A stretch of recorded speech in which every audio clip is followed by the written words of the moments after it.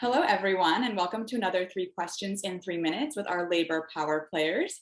I am joined today by Gary LaBarbera, President of the Building and Construction Trades Council of Greater New York. Thank you so much for being here, Gary. It's a pleasure. Thank you for having me.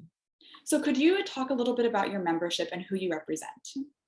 Well, the New York City and the New York State Building and Construction Trades Council represent over 200,000 unionized construction workers in the industry. We represent workers from every trade, carpenters, electricians, iron workers, steam fitters. There are actually 41, that's just to mention a few, there are actually 41 separate affiliates in the New York City Building Trades Council. In the state, there are 15 councils and over 100 individual affiliates. And these are the most highly skilled men and women in the industry. And they go to work every day building the great skyline of New York City and building out infrastructure throughout the entire state of New York. Wow. And I imagine that their work didn't just stop when the pandemic happened. So how did the pandemic affect their work and your work as well? Well, you know, when the pandemic hit, obviously many projects did shut down. However, you know, the state did deem quite a few projects as essential projects. And those projects included transportation hubs.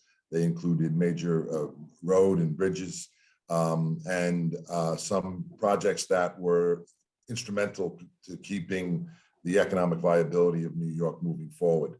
And one of the most significant projects that we worked on was with the health and hospital system in New York, obviously building out additional space, critical space for so many people in so many communities that were sick and ill. So we went to work. We did have probably about 30 to 40% unemployment, but 60% or so of the members went to work. We worked closely with the industry and the industry partners to establish safety protocols, which were later adopted by the state as guidance.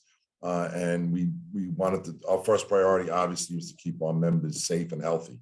And I will tell you, as the president of the Building Trades Councils, I'm never been prouder of what our members did. They went to work in very difficult times and got the job done. Yeah, I think when we think of the pandemic, we think of healthcare workers, but I think oftentimes we overlook kind of these adjacent positions that are equally important. Absolutely. Yeah, so I'm glad that we can shine a light on that here.